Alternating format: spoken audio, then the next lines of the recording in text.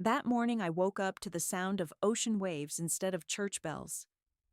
Sitting on this pristine beach in Bali, watching my phone light up with 47 missed calls, I felt something I had never experienced before: complete peace while my family was falling apart. 6 months ago, my sister Madison had decided I was not good enough for her perfect wedding. But sometimes life has its own way of serving justice. As I sipped my coconut water and watched the sunrise paint the sky in shades of pink and gold, I realized that being excluded from the wrong celebration had led me to find myself in the most beautiful place on earth. Before I tell you about how a trip to Bali changed everything, let me know where you are watching from. Hit that like button if you have ever felt abandoned by your own family, and do not forget to subscribe for more real stories like this. Because this is the first time I am sharing about the day my entire family needed me most, but I was halfway around the world, finally putting myself first. Let me take you back to where this all started. My name is Rosanna, and I am 28 years old. Growing up in our suburban Connecticut home, I was always the odd one out. My father, Richard, 55, works in finance, and my mother, Susan, 53, is a real estate agent. Both of them are practical, ambitious people who value appearances and social status above almost everything else. Then there is my sister Madison, 25, who has always been their golden child. Madison is everything our parents wanted in a daughter. She is stunning with her long blonde hair and bright blue eyes, successful as a marketing manager at a prestigious firm in Manhattan, and she has always known exactly how to charm everyone around her. I, on the other hand, am a freelance graphic designer who works from home, has brown hair that I usually keep in a messy bun, and prefers reading books to attending social gatherings. Throughout our childhood, Madison got the bigger birthday parties, the nicer clothes, and definitely more attention from our parents. I remember one particular Christmas when I was 16 and Madison was 13. I had saved up all my babysitting money to buy our parents a custom photo album filled with family memories. Madison bought them each a simple gift card. Guess whose gift got more praise and excitement? Madison had chosen the more expensive stores, they said. She understood what they really wanted, they said. My heartfelt creation was nice, but not quite as thoughtful. That was the moment I realized that in our family, effort and love would always come second to status and appearance. When Madison announced her engagement to Derek last spring, I was genuinely happy for her. Derek is 29, a corporate lawyer from old money with a family that owns property in the Hamptons and a trust fund that could probably buy our entire neighborhood. He is tall, handsome, and everything our parents had ever dreamed of in a son-in-law. When Madison called to tell me about the proposal, she was crying happy tears and asked me to be her chief bridesmaid. I threw myself into wedding planning with all the love and creativity I had. The wedding was set for June 15th, with a guest list of 200 people at an exclusive venue in the Hamptons. The budget was $80,000, and every detail had to be perfect. I designed beautiful custom invitations with hand-lettered calligraphy, organized a bridal shower that took me weeks to plan, and spent countless hours helping Madison choose everything from her dress to the centerpieces. For months, I felt closer to my sister than I had in years. We would spend hours on the phone discussing flower arrangements and menu options. She would come over to my apartment, and we would look through bridal magazines together like we used to look at picture books when we were kids. I started to believe that maybe this wedding would finally bring us together as the sisters I had always hoped we could be. But then Derek started becoming more involved in the planning, and everything began to change. Suddenly, Madison was asking me to run every idea past Derek first. She stopped making decisions without consulting him, and worse, without consulting his mother, Barbara.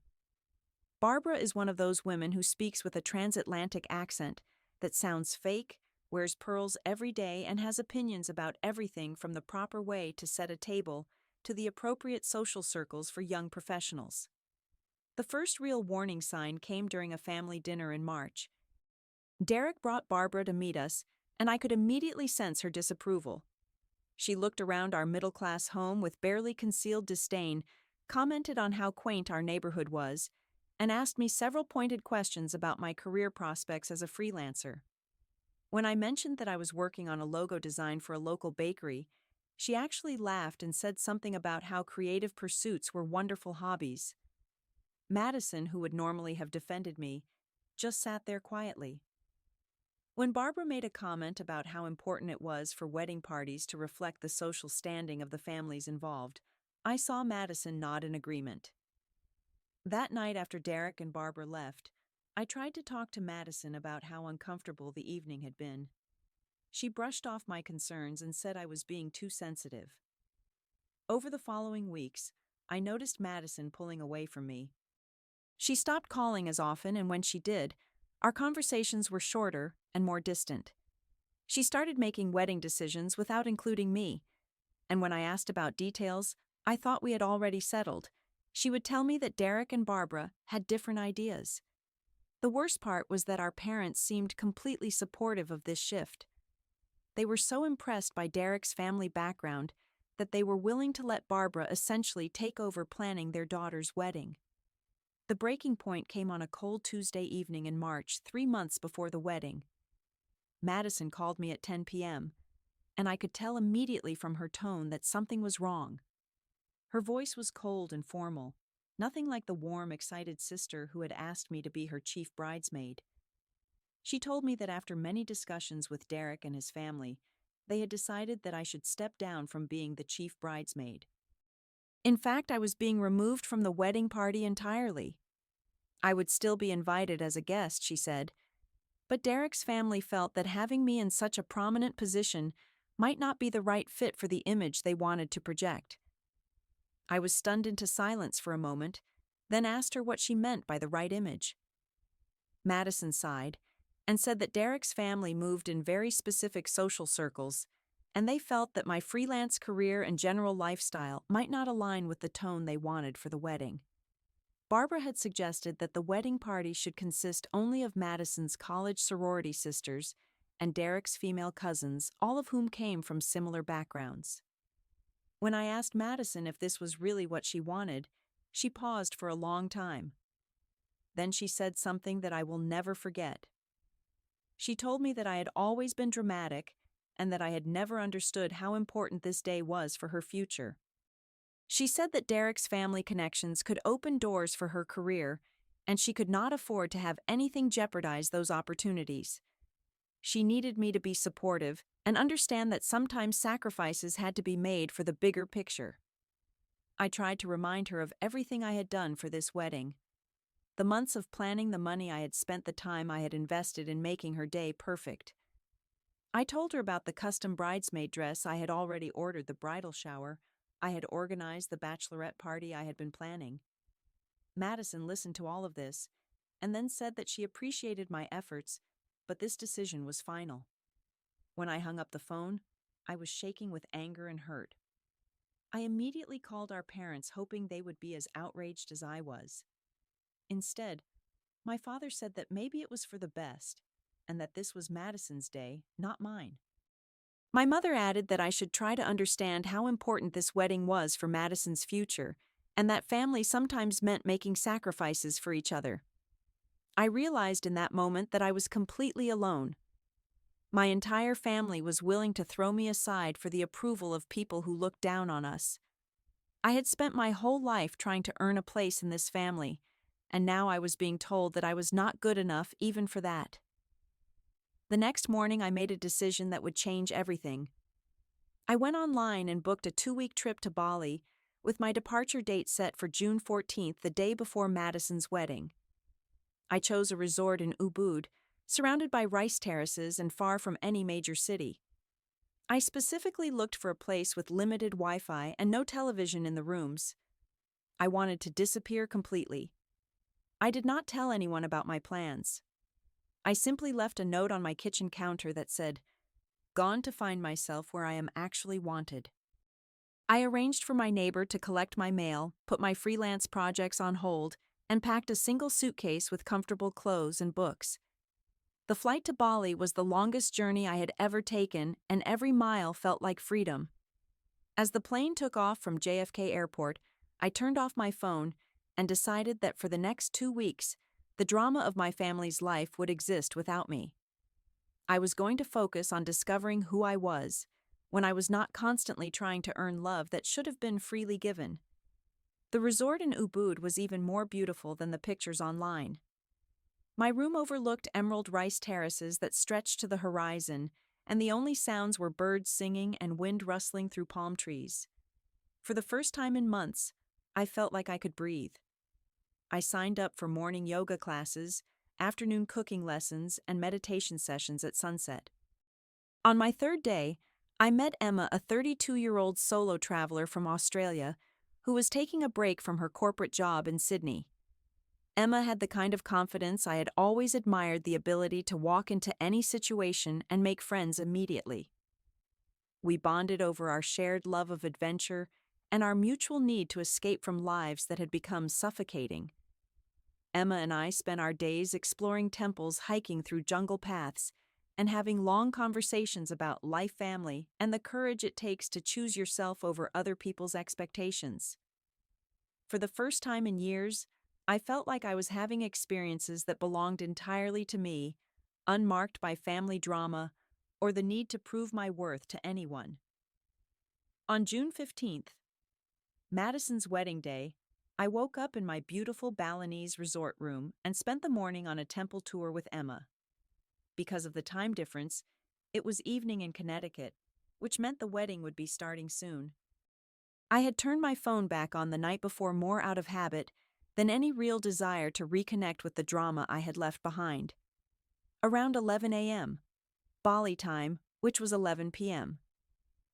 The night before the wedding in Connecticut, my phone started buzzing with calls and messages. At first there were just a few which I assumed were last-minute attempts to guilt me into coming home. I ignored them and continued with my temple tour, listening to our guide explain the spiritual significance of the ancient stone carvings. But as the day progressed, the calls kept coming. By noon I had 23 missed calls from various family members. By 2 p.m. that number had doubled. Emma noticed my phone buzzing constantly and suggested I at least check to see what was happening. Something this urgent, she said, might be a real emergency. When I finally looked at my messages, the first thing I saw was a text from my mother sent at 6 a.m. Connecticut time, just hours before the wedding was supposed to start. It said, "Derek is gone. Call us immediately. Madison needs you." I scrolled through more messages and found increasingly frantic voicemails from my father. The first one, left at 6:15 a.m., was relatively calm. He said there had been some complications with the wedding and they needed me to call back as soon as possible. By the third voicemail, left an hour later, he was almost shouting. He said that Derek had disappeared, the wedding was canceled, and Madison was asking for me. Emma sat next to me as I listened to message after message from family members, family friends, and even some of Madison's bridesmaids. Slowly, the story of what had happened began to emerge. Derek had left a note for Madison on the morning of their wedding day. The note, which my mother read to me in a shaky voice over voicemail, explained that Derek had been having an affair with his co-worker Julia for 8 months. He said he could not go through with marrying Madison when he was in love with someone else, and he was sorry for the timing, but he had to follow his heart. Madison had discovered the note at 7 a.m., just 4 hours before guests were supposed to arrive at the church. She had called Derek's phone, but it went straight to voicemail. She had called his apartment, but there was no answer. His best man told her that Derek had mentioned needing some time to think, but he had assumed it was just normal pre-wedding nerves. By 8 a.m., it was clear that Derek was not coming back. Madison had to call the church, the reception venue, the caterer, the photographer, and all 200 wedding guests to let them know that the wedding was canceled. Many guests were already on their way to the Hamptons. Some had flown in from other states. The humiliation was devastating. But the worst part, according to the voicemails I was receiving, was Derek's family's reaction. Barbara had apparently told my parents that while she felt sorry for Madison, the family could not be held responsible for Derek's personal decisions. She said that all deposits and payments made to vendors were Madison's responsibility, not theirs, and that they would not be contributing to any costs associated with canceling the wedding. The voicemail that broke my heart was from Madison herself. She had called me at what must have been the lowest moment of her life, and her voice was barely recognizable through her tears. She said, "Rosie, I am so sorry about everything. I know I do not deserve your forgiveness, but I need my sister. I need the one person who always loved me for who I really am, not for what I could do for them. Please do not abandon me like Derek did. Please come home." Emma watched my face as I listened to these messages, and when I finished, she asked me what I wanted to do. The old me would have immediately booked the next flight home, rushing to rescue my family from a crisis they had created through their own shallow priorities. But sitting there in this peaceful place, surrounded by the beauty and serenity I had found for myself, I realized that this was my chance to rewrite the dynamic that had defined my entire relationship with my family. I decided to call Madison back, but I was going to do it on my own terms. When she answered, she was still crying, and for the first time in months, she sounded like my little sister instead of the image-conscious woman she had become. She told me about waking up to find Derek's note about having to face 200 guests and tell them there would be no wedding, about realizing that the man she thought loved her had been living a lie for 8 months. But she also told me something else. She said that Derek's family had shown their true colors during this crisis. When she needed support the most, they had distanced themselves from her, protecting their own reputation, while leaving her to deal with the financial and emotional aftermath alone. She realized that they had never really accepted her, and that Derek had been trying to change her into someone they could approve of, just like she had tried to change me. Madison apologized for choosing their approval over our sisterhood. She admitted that she had known how wrong it was to exclude me from the wedding, but she had been so desperate to fit into Derek's world that she had been willing to sacrifice anyone who did not match their image of perfection. She said that losing me had been practice for Derek leaving her, and she finally understood what it felt like to be abandoned by someone who was supposed to love you unconditionally. I listened to all of this, and instead of immediately offering comfort, I told Madison something I had never said before.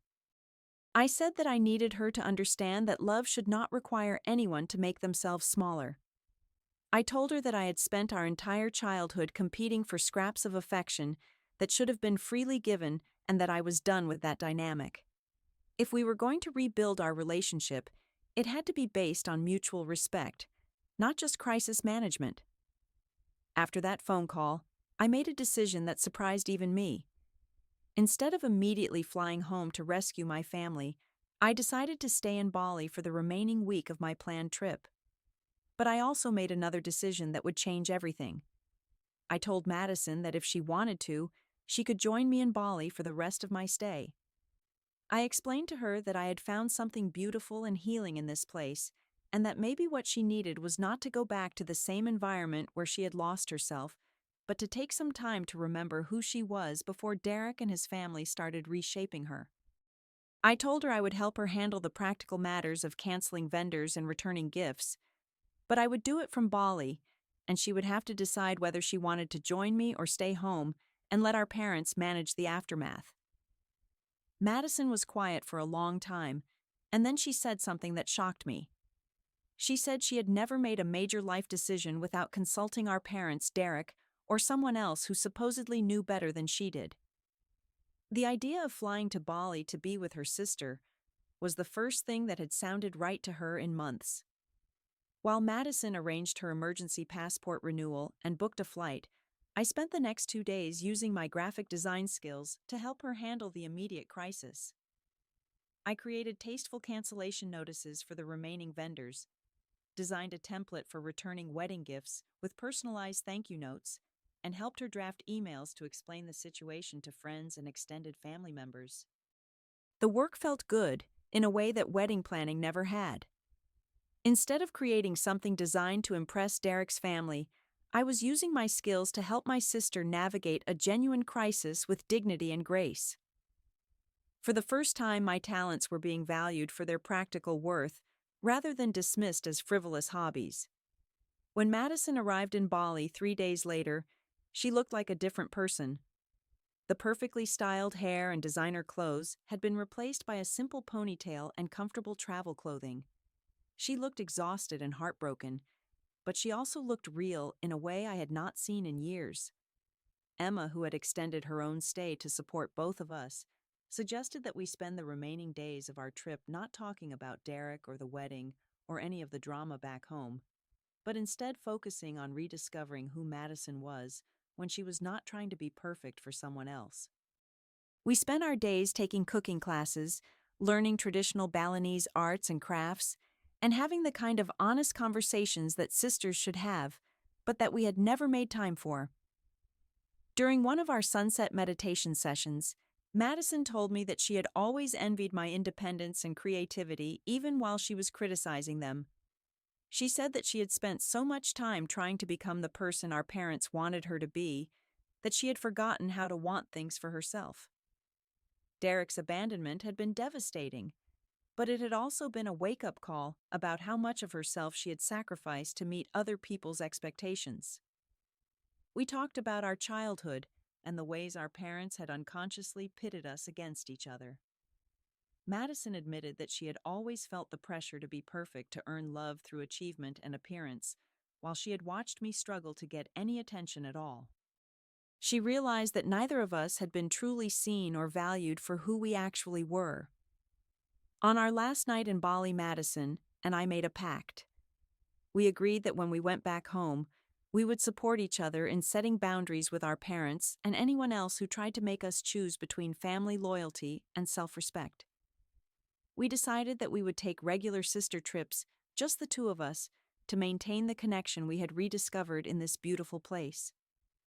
When our parents called that final evening, begging us both to come home immediately, Madison surprised everyone by calmly telling them that we would return when we were ready, and that when we did, some things would be different. She told them that she would not be moving back into their house, that she would be taking time to figure out what she wanted to do with her life, and that they needed to be prepared for both of their daughters to start speaking up for themselves. The plane ride home was completely different from my flight to Bali. Instead of running away from my family, I was returning to them with my sister by my side and a clear understanding of my own worth. Madison and I talked for hours about our plans for the future, and for the first time in our lives, those plans included each other as allies rather than competitors. When we landed at JFK Airport, our parents were waiting for us with tears in their eyes and what looked like genuine remorse. The conversation that followed was not easy, but it was honest. Madison and I had learned how to communicate as adults during our time in Bali, and we were not willing to go back to being children competing for approval. Over the following months, our family dynamics slowly but significantly changed. Madison moved into her own apartment and took time off work to figure out what kind of career would actually make her happy rather than just impress other people.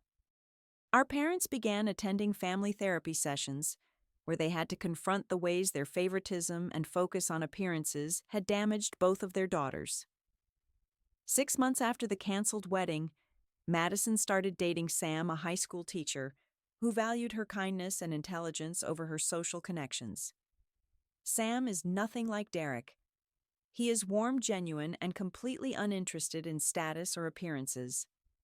When Madison brought him to family dinner for the first time, he spent most of the evening asking me about my graphic design work and genuinely listening to my answers. As for me, my business flourished after I returned from Bali, with a new sense of confidence and self-worth. Word spread about the beautiful work I had done helping Madison handle her wedding crisis, and I started getting referrals from other people who needed sensitive, creative solutions to difficult situations. I moved into my own apartment, started charging what my work was actually worth, and began saying no to projects and people who did not value what I brought to the table. Madison and I now take a sister trip every few months, just the two of us. Sometimes we go somewhere exotic, and sometimes we just rent a cabin